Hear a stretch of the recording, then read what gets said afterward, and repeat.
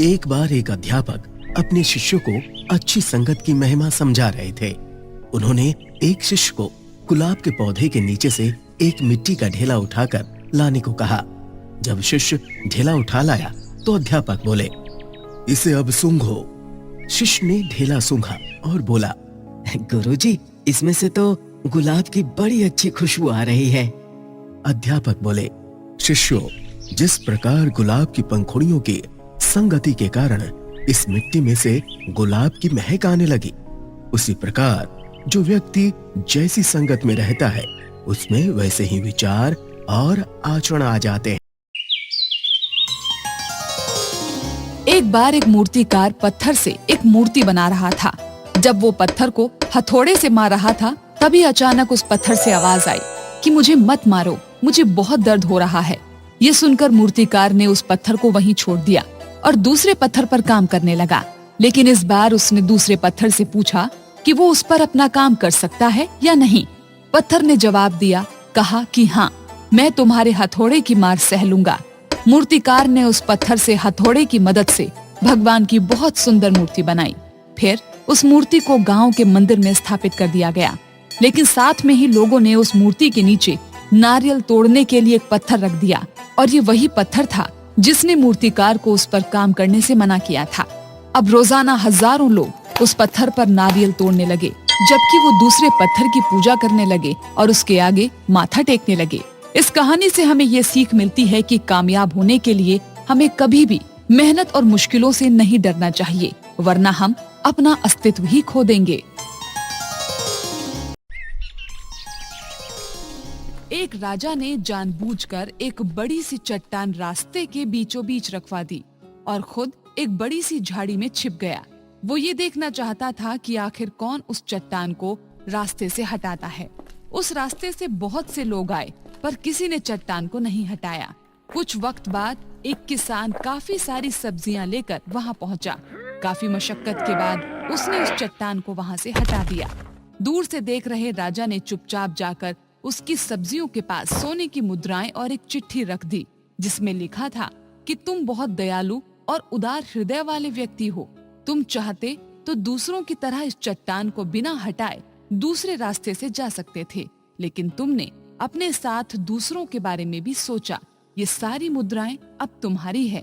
ये देखकर वो सब्जी वाला खुश हो गया। बहुत समय पहले की बात है। दो भाई थे जो एक जंगल के नजदीक रहते थे। बड़ा भाई अपने छोटे भाई को खूब परेशान करता था। एक दिन बड़ा भाई बाजार में बेचने के लिए कुछ लकड़ियां जंगल से लाने गया। जंगल में उसे एक जादुई पेड़ मिला। पेड़ ने उससे कहा, हे मानव, कृपया मेरी शाखाओं को ना काटे, बदले में मैं आपको अपने कुछ सुनहरे सेब दूंगा। बड़े भाई ने लोभ में आकर पेड़ को डराया कि यदि पेड़ ने उसे सारे सेब नहीं दिए तो वो पूरी शाखा काट देगा। इस पर सेब देने के बजाय जादुई पेड़ ने उस पर सैकड़ों छोटी सुइयों की बौछार कर दी। बड़ा भाई दर्द से कराहते हुए जमीन पर गिर गया। शाम होते ही छोटा भाई बड़े भाई की तलाश में जंगल निकल पड़ा। अपने बड़े भाई को कष्ट में देखकर छोटे भाई ने उसके शरीर से सारी सुइयां निकाल दी। इस पर बड़े भाई ने उसके साथ बुरा व्यवहार करने के लिए माफी मांगी और बेहतर इंसान बनने का वादा भी किया। बड़े भाई को सुधरता देखकर जादुई पेड़ ने उन्हें सभी सुनहरे सेब दे। एक बूढ़ा बाघ नदी के किनारे घूम रहा था। बूढ़ा और कमजोर होने के कारण वो शिकार नहीं कर पाता था। एक दिन उसे एक सोने का कंगन मिला और अब वो सरोवर के किनारे खड़ा होकर हर दिन चिल्लाता, हे मुसाफिरों, यह सोने का कंगन दान में लेते जाओ। ये सुनकर वहाँ से गुजरता हुआ एक मुसाफिर लालच में आ गया। उसने बाघ से पूछा, क्या सच में तुम्हारे पास सोने का कंगन है? बाघ ने उसे पंजा बढ़ाकर सोने का कंगन दिखाया। उसे यकीन तो हो गया, लेकिन फिर बाघ ने कहा, इस कंगन को पाने के लिए तुम्हें सरोवर में स्नान करना पड़ेगा। जैसे ही मुसाफिर स्नान करने पानी में उतरा, बाघ उस पर झपटा और उसका शिकार करके अपनी भूख मिटा ली। इस कहानी से ये शिक्षा मिलती है कि इस तरह लालच में फंसे व्यक्ति को एक दिन बहुत बड़ी कीमत चुकानी पड़ती है। नमक बेचने वाला एक व्यापारी रोज नदी पार कर अपने गधे पर नमक की थैली लेकर बाजार बेचने ले जाता था। एक दिन गधा अचानक नदी में गिर गया और नमक की थैली पानी में गिरने के कारण बहुत हल्की हो गई। गधा बहुत खुश हुआ। अब वो रोजाना ऐसा ही करने लगा। नमक बेचने वाले को गधे की चाल समझ में आ गई। एक दिन उसने गधे पर एक रुई से भरा थैला लाद दिया। गधे ने फिर वैसा ही किया, लेकिन इस बार उसकी चाल उल्टी पड़ गई और पूरे रास्ते गधे को रुई का भारी वजन लेकर चलना पड़ा। एक बार की बात है, एक आदमी अपने काम से कहीं जा रहा था।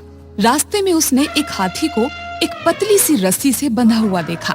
हाथी को बंधा हुआ देखकर वो आदमी सोचने लगा कि इतना बड़ा और शक्तिशाली हाथी इतनी छोटी सी रस्सी से कैसे बंधा हुआ है। उसने पास खड़े हाथी के मालिक से पूछा कि इतना बड़ा और शक्तिशाली हाथी इस पतली सी कमजोर रस्सी को तोड़ने की कोशिश क्यों नहीं करता? ये तो आसानी से इस रस्सी को तोड़ सकता है। उस आदमी की बात सुनकर हाथी के मालिक ने कहा कि मैं इस हाथी को इस रस्सी से तब से बांध रहा हूँ जब से ये छोटा बच्चा था। उस समय इसमें इतनी ताकत नहीं थी कि ये इस रस्सी को तोड़ सके। इसने बहुत कोशिश की, लेकिन ये रस्सी को तोड़ नहीं सका और इसके मन में ये बात बैठ गई कि ये रस्सी बहुत मजबूत है और इसीलिए आज भी ये इस रस्सी को तोड़ने की कोशिश नहीं करता। इस कहानी से हमें जिंदगी की बहुत बड़ी सीख मिलती है कि जिस तरह हाथी के मन में ये बात बैठ गई, उसी तरह हमारे मन में भी कभी कभी ये बात बैठ जाती है कि हम कुछ नहीं कर सकते और हम कोशिश करना भी छोड़ देते हैं। एक बार एक टीचर अपनी क्लास में 500 रुपए का नोट लेकर जाती है और क्लास में सभी बच्चों से पूछती है कि ये 500 का नोट किसे चाहिए। सब बच्चे जोर जोर से कहने लगते हैं कि ये नोट हमें चाहिए।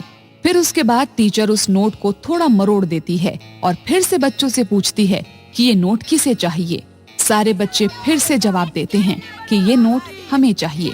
इसके बाद टीचर उस नोट को जमीन पर फेंककर और उठाकर हथेली से जोर जोर से रगड़ने लगती है और दोबारा बच्चों से पूछती है कि अब ये नोट किसे चाहिए। बच्चे फिर से जवाब देते हैं कि ये नोट हमें चाहिए। टीचर धीमे से मुस्कुराती है और सभी बच्चों से कहती है कि बच्चों, इससे मैं तुम्हें ये बताना चाहती हूँ कि तुम सबके जीवन की कीमत क्या है और तुम इस नोट की तरह बनना जिससे अगर कई बार मरोड़ा जाए और दबाया जाए तब भी इसकी कीमत कम ना हो। टीचर की बात सुनकर सभी ने खूब तालियां बजाई।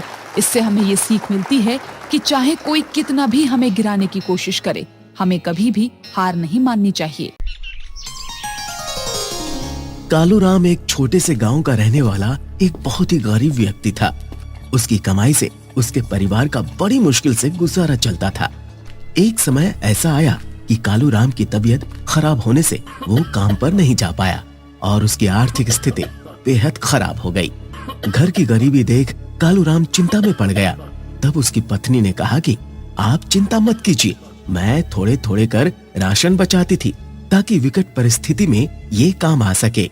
ये सुनकर कालूराम के ऊपर से जो पहाड़ जैसा भार था वो तुरंत ही चला गया और उसे समझ आ गया कि थोड़ी थोड़ी बचत अगर हम करें तो भविष्य में हमें परेशानियों से लड़ने की हिम्मत मिलेगी। एक छोटे से शहर में एक लालची आदमी रहता था। वो बहुत धनी था। उसे सोना और कीमती वस्तुएं काफी प्रिय थी। वो अपनी बेटी को भी बहुत प्यार करता था। एक दिन एक परी के बाल पेड़ की शाखाओं में फंस गए। उसने परी की मदद की और परी से उसके बदले में मांगा कि जो कुछ भी मैं छूं वो सब सोने का हो जाए। इसके बाद वो हर चीज को छूने लगा जो सोना होने लगी। लालची आदमी ये देखकर खुश हो गया। वो ये बात अपनी पत्नी और बेटी को बताने के लिए घर भागा। जैसे ही उसने अपनी बेटी को बाहों में लेना चाहा, वो एक सोने की मूर्ति में बदल गई। उसे अपनी गलती का एहसास हुआ और वो काफी जोर जोर से रोने लगा, लेकिन तब तक बहुत देर हो चुकी थी। इस प्रकार की रोचक कहानियों को सुनने के लिए हमारे इस चैनल को लाइक, शेयर और सब्सक्राइब करें और हाँ, बेल आइकन जरूर दबाएं ताकि रोचक कहानियों का नोटिफिकेशन सबसे पहले आप तक पहुँचे। नमस्कार।